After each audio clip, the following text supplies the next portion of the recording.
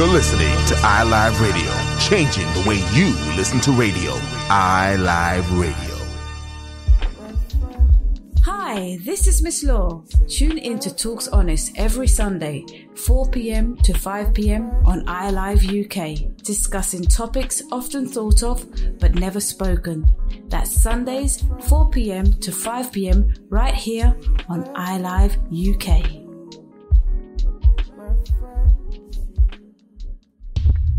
TalksHonest. TalksHonest.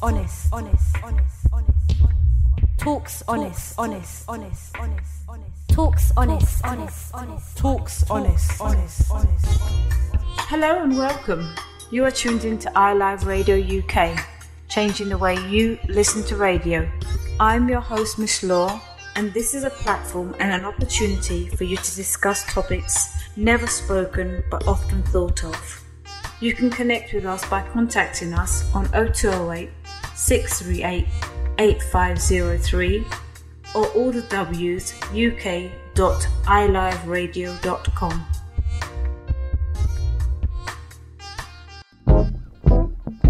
What if we spoke honestly? What if we spoke honestly? What if we spoke honestly? What if we spoke honestly? What if we spoke honestly? What if we spoke honestly? Today's topic is obsessive compulsive disorder, otherwise known as OCD. This is a mental disorder which a person feels the need to perform certain routines repeatedly, otherwise known as compulsions, or has certain thoughts repeatedly, otherwise classified as obsessions. I'm not sure whether you know anyone who has OCD or obsessive compulsive disorder, but those of you who do know someone, you probably find that they are always doing things, not sitting down and relaxing. They tend to just feel the need to keep tidying or fixing or arranging things. To some people, they find that they are quite annoying at times because they don't seem to be able to sit down. But a lot of the time, a person who has OCD isn't really aware of what they're doing when they're doing it, because obviously they're not aware that they're doing something different than another person is actually doing. The person with OCD is generally unable to control either their thoughts or activity for more than a short period of time. So when they're doing what they're doing, they're not fully aware that it's not the norm, the obsession that they have, or even that compulsion that they're having. I'm not too sure how many of you have friends or family that suffer with obsessive compulsive disorder, but those of you who do will be able to identify the things that I'm talking about. Obviously, the need to constantly clean, tidy an area. Being a person that tends to suffer with OCD, I found that it's gradually got better. The reason why I say that is when I was a bit younger, I felt the need to constantly tidy up after people. Just a prime example, if someone sat in the sofa, I would feel the need, if they got up to just go to the toilet, I would need to go and puff the cushions. If I was sat in the sofa, when I got up, I would feel the need to puff the cushions, even though I was going back to that seat. Another thing that I found as well, things annoyed me. For example, if something seemed out of place, that could be a row of remote controls sitting on a counter. If they weren't straight or they weren't in size order, it would kind of bug me that I would have to get up and either put them into size order or put them well aligned. It's things being upside down, a lot of little things that another person looking at you would think, oh, what's your problem, or why do you keep doing that? But people don't necessarily say it to you. They just see you do things and just think that you're odd, you're weird, or maybe something's up. But I identified OCD as an issue for myself based on the fact that I just felt the need to clean up after someone had been somewhere, done something that was more in my living space. But as time has passed, I've felt more in control of my OCD, and I think that's got a lot to do with me not being in the environments that were solely mine.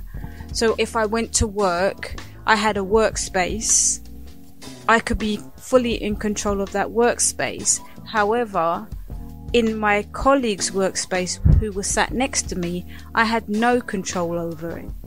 But it did obviously affect me, because you tend to make suggestions, oh, why don't you use this, or why don't you do that? But then you learn, or should I say I've learned, that obviously I have no control over another person's space, so I tend to see it but don't see it.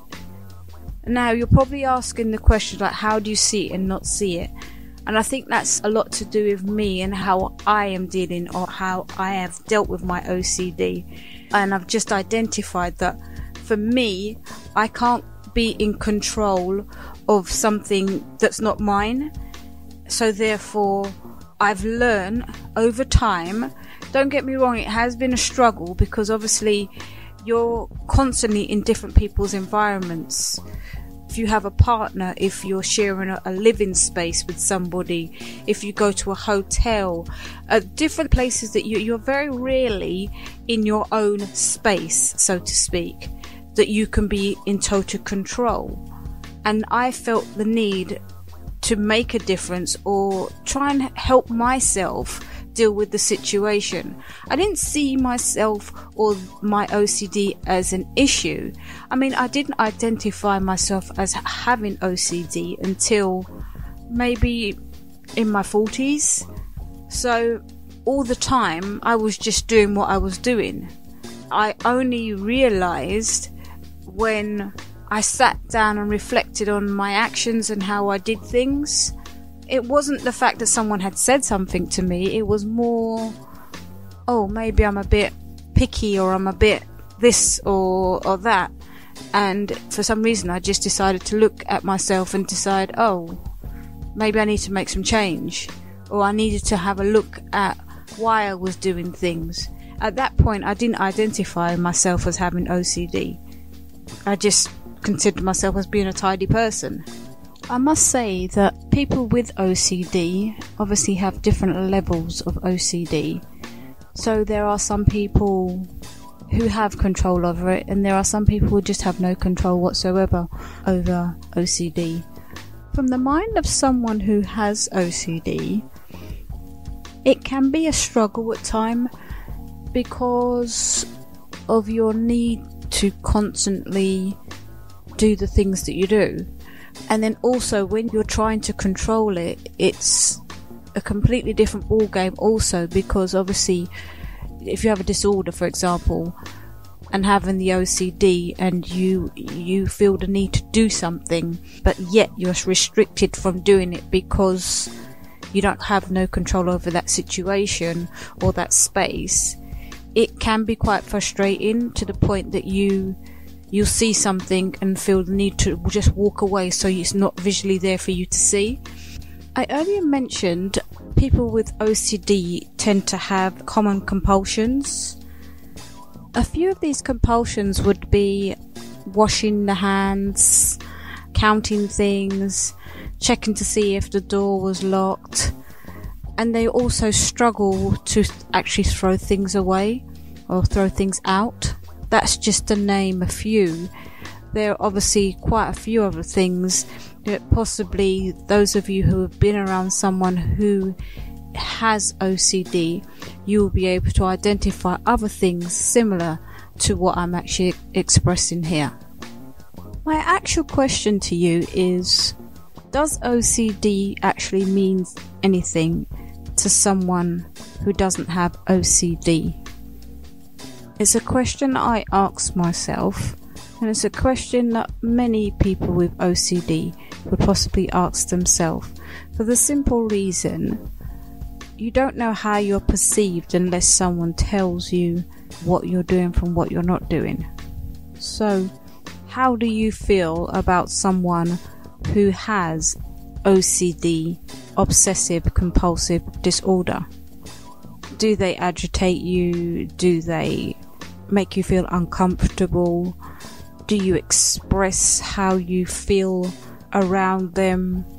Do you pull them up when they do things that don't seem normal to you? Or do you tend to just allow them to be who they are and maybe try to understand why they do what they do? See, a lot of people don't identify that they have OCD. So it's possible that you could be frustrated by someone who has something that doesn't know they have it. And that was more my finding. I often heard people say things like, oh, you can't sit still and relax, and oh, don't worry about that, oh, it's fine as it is. They say certain things that in your head don't compute. So when someone says to you something's okay, but for you mentally and visually it's not okay, it will bug you if you have OCD. So it makes it difficult to actually explain to someone who doesn't have OCD that no, it's okay for you, but it doesn't feel okay for me, because what you're seeing and what I'm seeing are two different things. Now, there's no nice way of sometimes expressing how you feel when someone is agitating you. But if you know that person has an issue or a problem, then it's down to you as an individual to probably approach that situation slightly differently. Miss Mode, is there anyone else other than myself that you know suffers with OCD or has OCD? Yeah, I do have a friend of mine that I've known for like over 20 years, and I think because I knew her through college, and I didn't see no signs of her OCD. I think it was much later on in our like late 20s I found out that she had OCD, and the way I found out is through having conversations with her. She's like, oh yeah, I've got to clean this or do this, and I think my reaction was like, oh, you've got a lot of cleaning to do, and she said, oh yeah, it's my OCD. But I feel sometimes there are people who willingly say they have this disorder. Okay, so like when your friend said to you that she had OCD, what did that mean to you, if anything? Well, I knew a little bit about what OCD is, but not fully. So I knew it was, you have these compulsions to do things all the time, as in, I think you mentioned before about washing your hands and you're cleaning, or you're making sure things are put a certain way, etc. So I had an idea of it, but I didn't know the extent of it, because there are some people who mildly have it, but then there's others who are kind of extreme. So yeah, I had some understanding of what it was. Yeah. I didn't take it as anything. I didn't treat her any way different.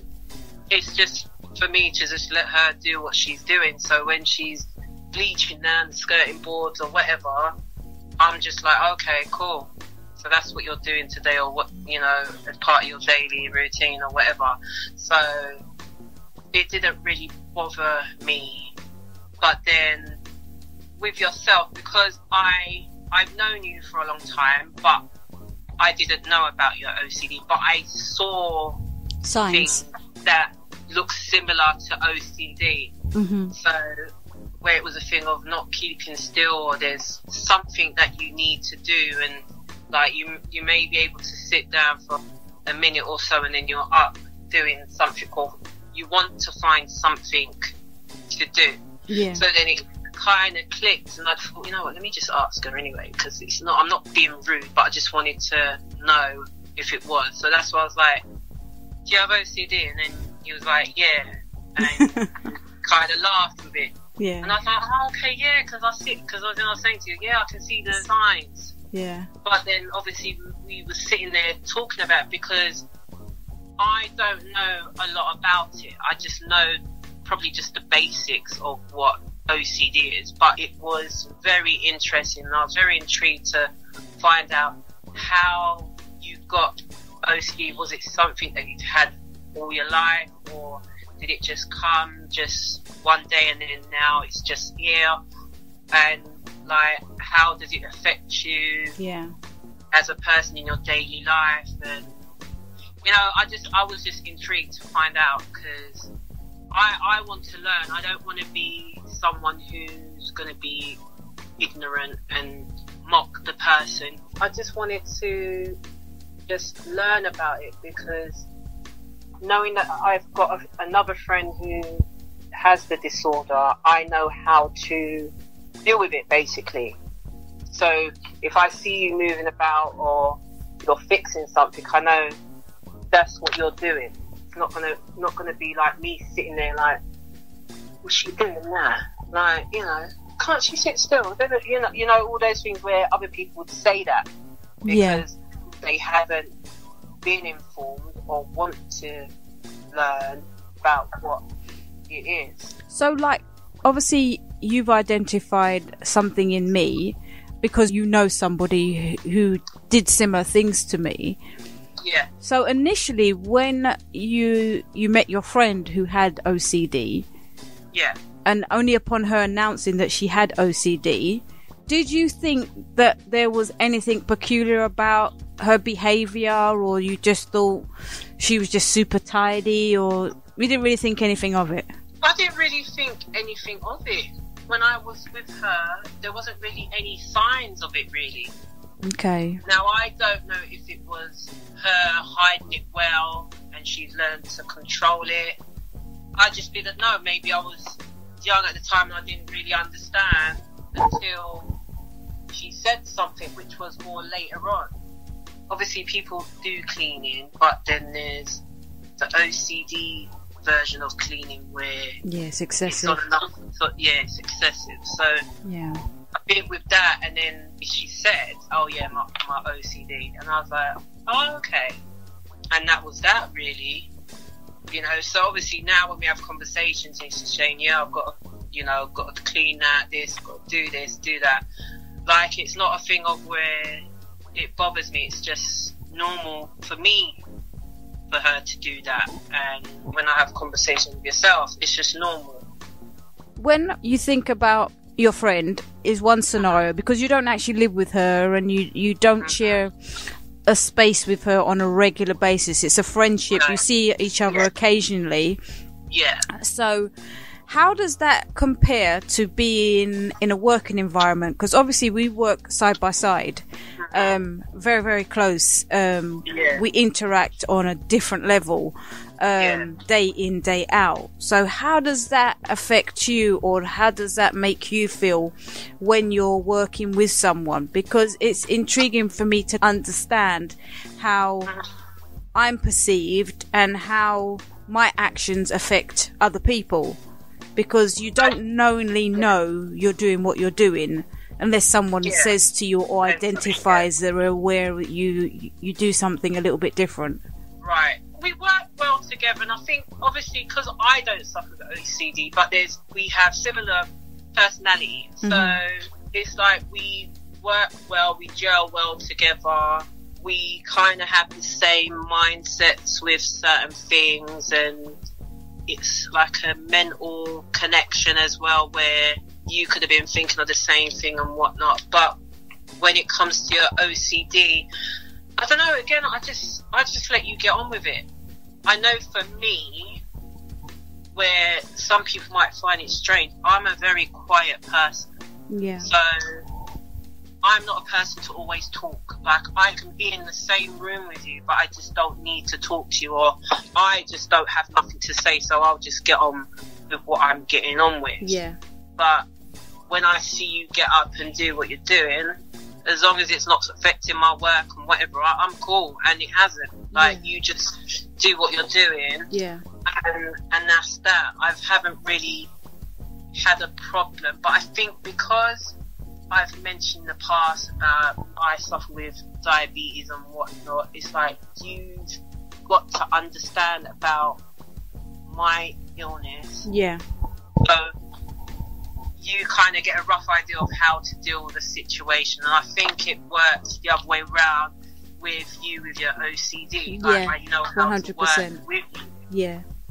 I do notice the controlling aspects of the OCD. Okay. Where it's got to be that way, but I think with some people who suffer with OCD, it's either their way or we're not doing it. Yeah, so they don't have no gauge on how they do things. Yeah. Yeah. So I see that control aspect sometimes, but I just kind of just, as I said, just let you get on with it. I feel as a person who has OCD to a non-OCD, there has to be, especially in a working environment, there has to be balance, and we do have the balance. Yeah. Because if you say this and you're determined it should be this way, but then I disagree, it's not you kind of control the narrative of, or hear what I'm saying and take that into consideration and not the level of respect is high. Yeah. Yeah. And it works both ways. So this is where with me and you, we work well together. Yeah. Because there's things where you might not be competent at, and vice versa, but you may know more of a certain thing more than me. Yeah. And I let you deal with that because it's just your thing, and vice versa. But I think with both of us, we do want to help each other out. So we do want to show the other person how to do it, or this is how you should do it. Or try, try to do it. Try to. And it's not a thing of, well, I'm better than you or whatever. It's about learning from one another. Indeed. Because there'll be a time I might not be in the studio, and you might have to do certain things that I do that you're not confident as yet to do. Yeah. But you take your time and you have your own way to process, how am I going to do this? Yeah. So with me as a non-OCD and you who has OCD, and the conversations that we've had off air about your OCD, it's like I've got to learn about it more, and it's given me that time to how to deal with someone like yourself who has it. Mm-hmm. And I think you put yourself in a position where, okay, so this isn't my environment, so I can't say A, B and C needs to be A, B and C. It might be D, B, C or something. Yeah. But you've just kind of controlled that it's going to be this way. It might not be that way all the time, but for now it's that way. So do you know a lot of people with OCD? I don't. I think it's just two people, which is yourself and my friend. But I've seen documentaries on TV about OCD. I've seen the extreme side of OCD and just the lower part of OCD. And it was fascinating watching, because especially for those who have it extremely, and it's like they can't control it. I feel that they want to, but it's just too much, and they've just have to do either wash their hands how many times in an hour or something. Yeah. And which is excessive. Yeah. They say that it's estimated that roughly 1.2% of the population in the UK actually have OCD. which is Oh, no. and like that's 12 out of 1,000 people Wow. is the equivalent. That's the estimated figure. Oh, that's interesting. Yeah, that is very interesting. And even more interesting, the fact that you only know 2 people Yeah, that have it. right. As for myself, I know quite a few people that have OCD, which is even more peculiar. Because, for one, Yeah.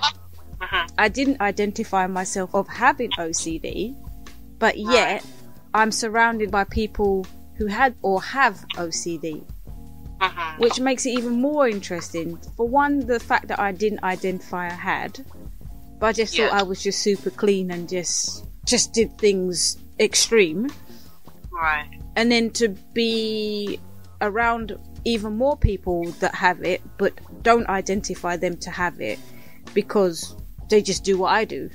Right. So the people that you know have it, when you're together at some point, how do you get on? Oh, well, I find mine is I've learnt to actually control my OCD. When I say that is I've learned to understand I don't have control over every space that I'm in. Right. And that didn't just come like, oh, I wake up in the morning and, oh, okay, I haven't got control of it. It was a gradual thing. And I think the biggest change for me was moving from one place to another, changing home. Right. So what happened was I had my own space. Yeah. And I had full control of everything within that space. Yeah. Then I moved to a space where I didn't control fully, which meant that I had to tailor my OCD. Now, there's probably people would say, tailor your OCD, what do you mean? Well, I had to learn how to not be in control of everything that surrounded me. So I had to understand that I was in a space that I didn't fully control. As much as I may have a room, when I'm in that room, I can control that space. At any given time, if I was in another space, I was in control of that space. Now, if other people came into that space, the dynamics would change. Because now, I'm in a space, a shared space, but because I'm now not on my own, I don't have full control. Right. So what that tended to do for me was it humbled me to the point where I would see things and I had to control my urge to go and fix it or move it or be in control of that situation. In hindsight, I was more or less forced to control my OCD because I never had control fully of my environment. So it's not something that everyone can possibly do. And I'm not going to announce that I was able to do it. I would have struggled, and I did struggle, because obviously to see something that needs moving, changing, adjusting, fixing, whatever it may be, and not to be able to do that is it's a restraint on somebody with OCD. How did it make you feel when you can't do that? You're pretty anxious because your body is telling you to go and fix what you can see.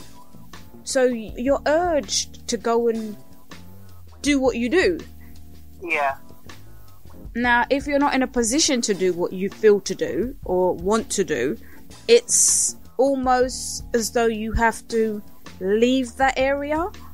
So it kind of wipes your slate clear. So because you're not physically seeing it, Right. it can't affect you so much. Yeah. But to sit in a room and see things that are in your eyes out of place can agitate somebody with OCD. Well, how do you control that when you're out in public? Now, with regards to being out in the public, I don't have control of those areas. So I'm out in the public, I'm in control of maybe my surrounding. Like if I was to draw a circle around myself, that's my boundary. Right. Anything outside of that, I have no control over. But if I'm in a vicinity or in a place where, give you an example, a supermarket. I go to a supermarket. Yeah. I'm going to get an item off the shelf. My thought process is I assess that area that I'm approaching with my hand, and I've scanned that and I've picked up all the things that are out of place straight away. Like, I'm going to go and buy some canned tomatoes, example. Yeah. As I'm approaching that, I am more or less scanning the whole vicinity as I'm approaching. So that aisle, so you go along that aisle where the tinned tomatoes are. Mm-hmm. You see, you're in that aisle and you can see the tomatoes from afar. Mm-hmm. The stuff you see beforehand there, mm-hmm. Are you urged to fix that? For example, a cup of soup, a vegetable cup of soup is in the chicken soup section. Yeah, it would agitate me. It would agitate me. You'd be urged to just put it back in its rightful place. For me, because I've learnt to control my OCD, I have a slightly different view on it. Now, I don't control that space, but anything within the circle that I put around myself, right, be it arm reach, yeah, I'm in control of. Right. Anything outside of that, I have no control over. I had to train, I had to get myself to that point. And that's to do with working in an office with numerous people being quite close to you. You see a lot of things, but you have no control over them. So you have to learn to deal with your anxieties, your wants and needs, because you're not in your space. So then what you find with yourself is like, you tend to not say a lot because you're anxious inside. Yeah. But you can't actually do what you need to do. So you're inside, you can get quite frustrated sometimes. Sometimes you'd have to leave the room. Well, I would have to leave the room. Uh-huh. Or maybe shut my eyes. Oh, so you don't actually see it anyway. Yeah, so it's there, but because you closed your eyes, it's not there. Yeah, so what it would do for me is will blank out what I'm seeing, and then once I open my eyes, I can recompute in my head, okay, I need to get past this. That's really interesting. So how long did it take you to actually control your OCD to know that, alright, I'm in a place where I can't control? How did you get to that position, like where you are now compared to like before? Well, for me it was a gradual thing. From going from having total control of a space to not having full control of a space is a big step for someone with OCD. So I think my move was my learning curve. Mm-hmm. Then what I could do once I had moved from my space to a shared space was adjust my thought process. Yeah. And upon adjusting my thought process, my actions fell into place. Okay. Which allowed me to cope better on the outside world. Because I didn't lose complete control, I just lost aspects of my control. Yeah. So me moving from somewhere that was I controlled to somewhere that I didn't control fully but still had control was just like baby steps for me. So then going out in the outside world, like for example going to the supermarket like I explained to you, or going to a shop and buying something, I still felt the need to tidy. I would do that thing where I'll see somewhere that needs tidying and pretend that I'm interested in that book or that item, so I'm able to tidy it. So let me ask you a question. It might sound a bit silly, but do you get tired of being or having this OCD? What does it do to you mentally? You're just a clean freak. That's the easiest way of actually putting it. You're just a clean freak. That's how I see it. I just like to clean and tidy and stuff like that. I think it's more the person without OCD who's surrounded by you that would see the struggle more than you with OCD. Because most people who don't have OCD would just see you as, oh, you're just a busybody, you can't keep still, you're always cleaning, you're always tidying. They don't actually see that as a negative thing. Yeah. But the person with the OCD has the issue, but it's not seen in the right context. Okay. So as far as they're concerned, you're just tidy, or you're just fidgety, or you don't stop. Yeah, because I find that interesting, as in, you use the word fidgeting, you just don't stop. Because with my friend, she doesn't really watch TV or can really sit down and watch a movie. Okay. She literally can't do that. She could just probably sit down for 20 minutes maybe, and then she's got to do something. Okay. Some people can just sit down and watch an hour or 45 minutes of a show or a film or something. But for others, they can't do that. Can you sit down or, for example, go to the cinema or a theatre and watch a play or a film? I think because I have got my OCD under control, my outlook is completely different. I'm able to sit down and watch a film. I'm able to go to a theatre. I'm able to sit down for long durations of time and do things. My concentration level is quite good. I can't say that in my earlier years that was the same, but then I'm always been someone who kept myself very, very busy.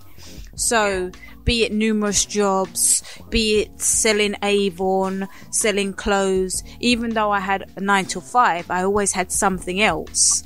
Right. So to be quite honest, I probably always had the OCD, but I just managed it differently. There are different levels of OCD. Yeah. And as for me, I don't think mine is as bad as it used to be. Right. Simply because I have not got full control over the spaces that I'm in. So for me, it's probably been to my benefit that I haven't been able to be in spaces that I had full control over, because my OCD could have possibly got worse. Yeah. Because obviously the more confined to a space that I would be, the more control I would have. Having to share my space meant that I didn't have so much control, so therefore I had to gauge myself to fit into my environment. So other people who are non-OCD, who you know, yes, whether they're close friends or family, how do they cope with or deal with or handle knowing you as someone who has OCD? Well, I've never actually said to anyone that I have. I may say in jest oh yeah, maybe it's my OCD. But I think you're the only person that I've actually said, sat down and had a serious conversation and said, yeah, I've got OCD, yeah. And then, if you see me do this, this my OCD.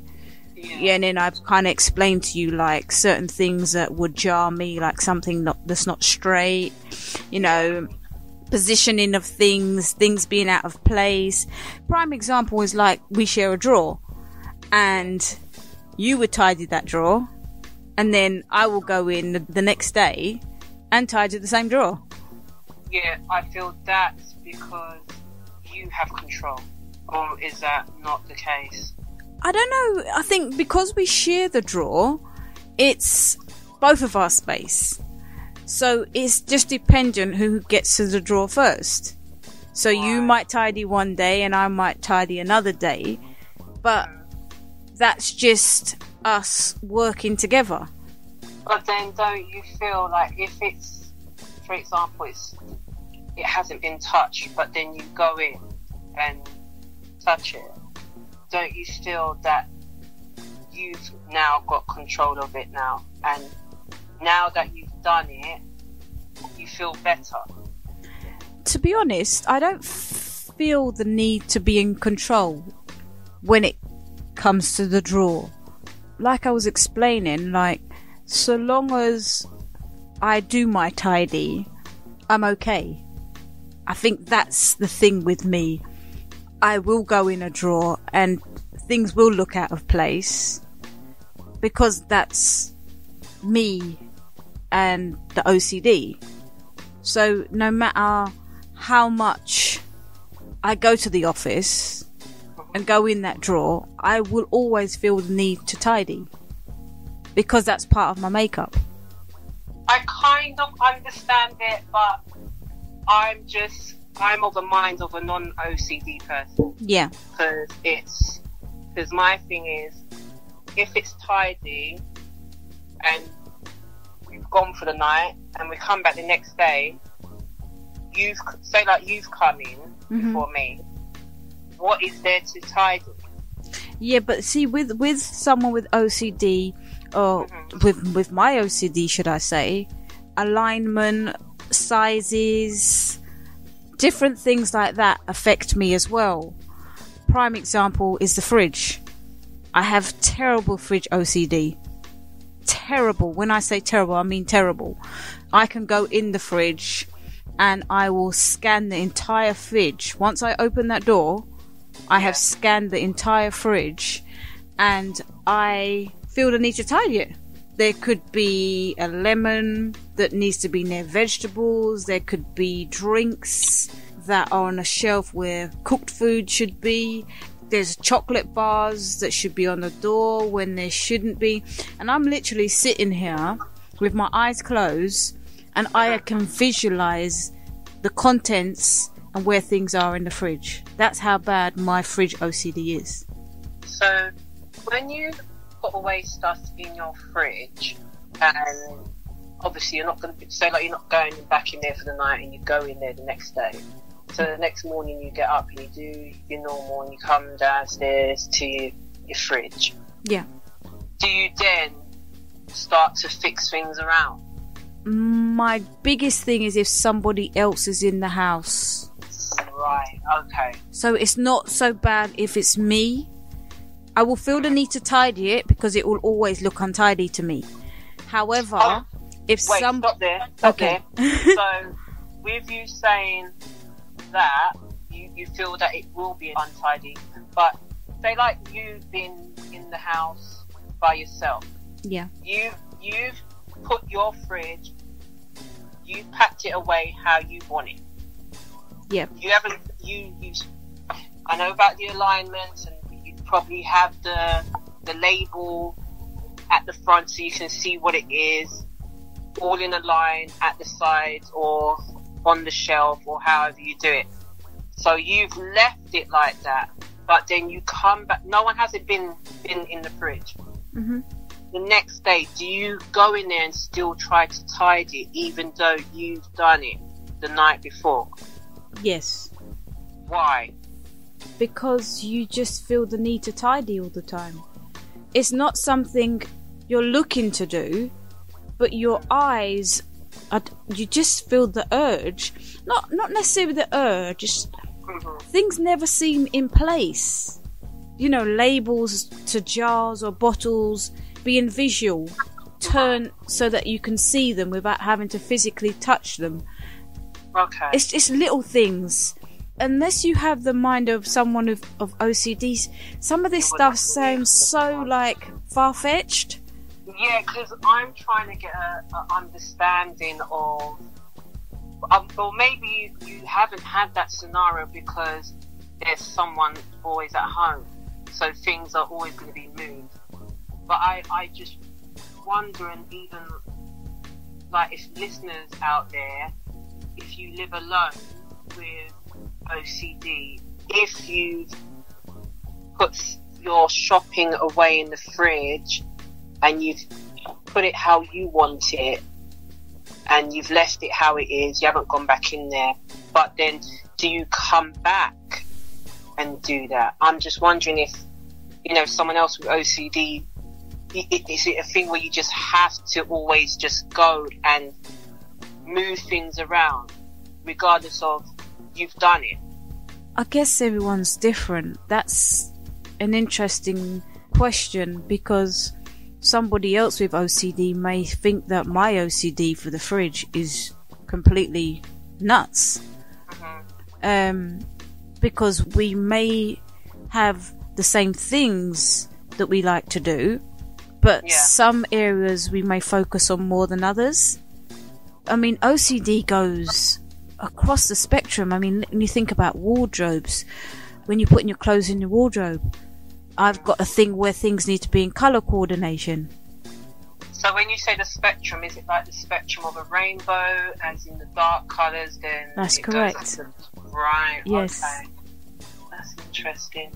Yeah. So it's only when you actually conversate with people about this, which isn't something that I've really done. So I'm really opening up to the fact that, wow, I really do have major OCD.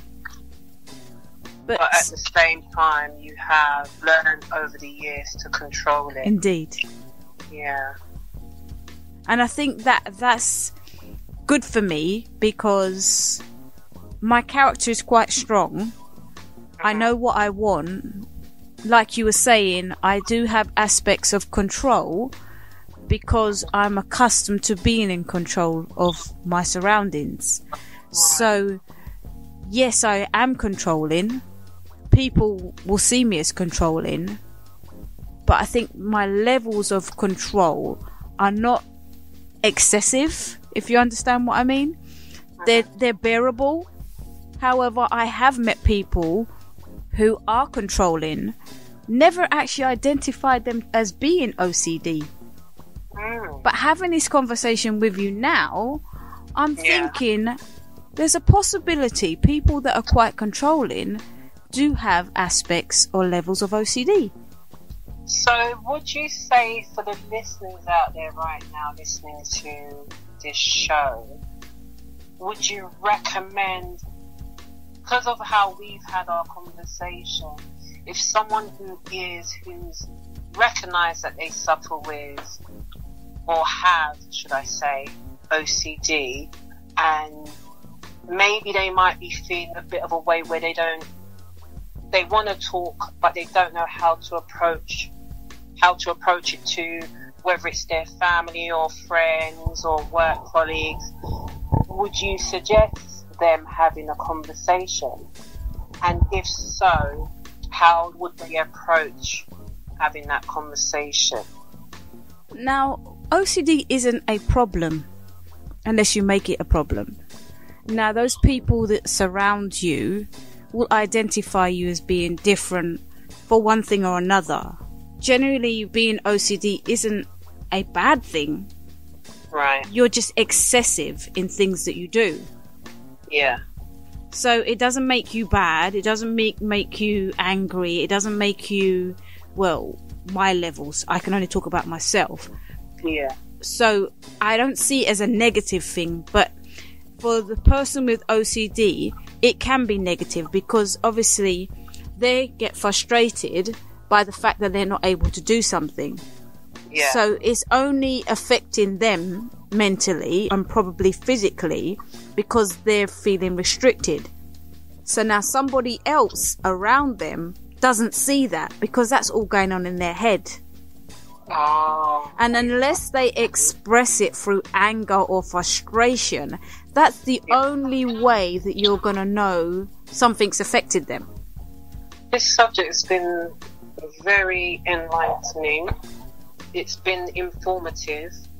I feel that I've learned a lot more because obviously you have OCD, and I think going forward I could then maybe recognise other people who have it, who may have it more excessively, and be able to deal with that person according to how they are, and not necessarily telling that person, oh, you know, why don't you relax, why don't you chill out, why are you so fidgety, you know what I mean? Because I feel that some people can be a bit ignorant as well by throwing out those types of remarks, because I think it might be a little hurtful maybe, or frustrating for the person who suffers with OCD to hear that. And obviously probably hear that on a regular basis, like, you just get fed up with it. As I was saying before, I've learned a lot more.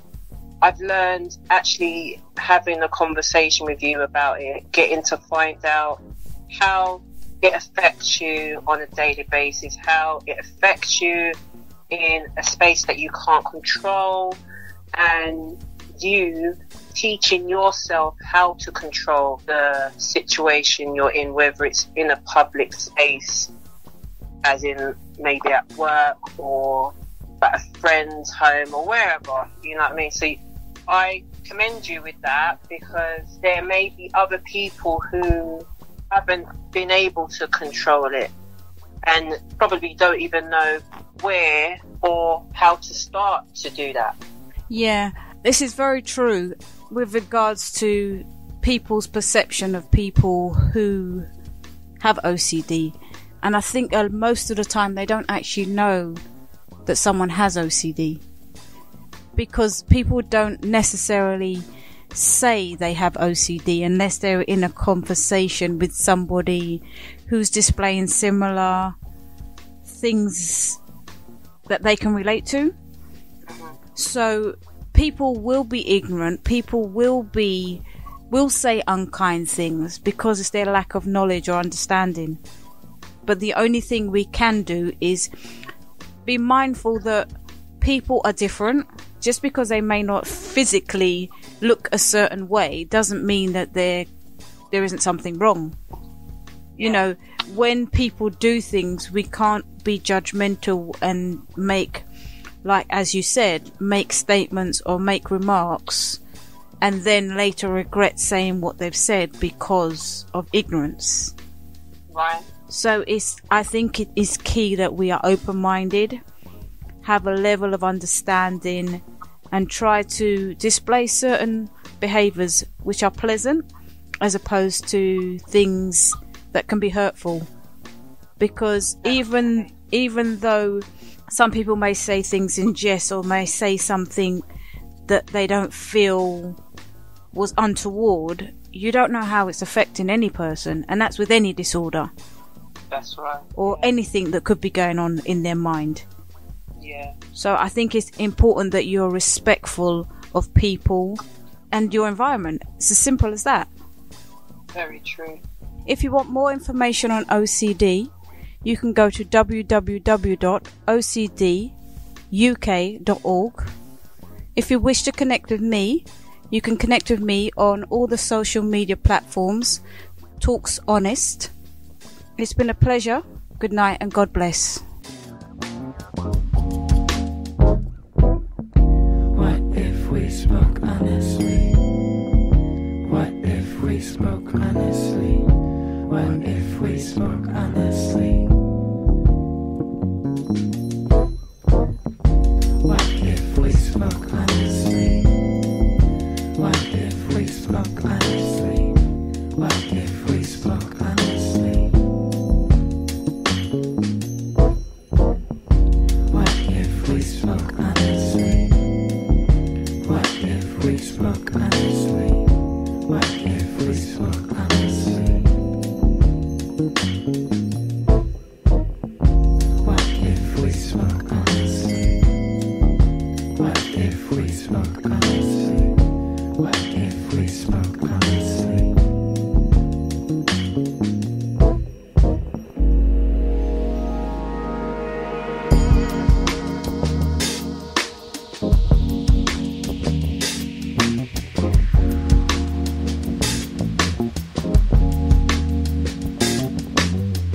Never twist up, come again, as I now feel it, fear it, unraveling.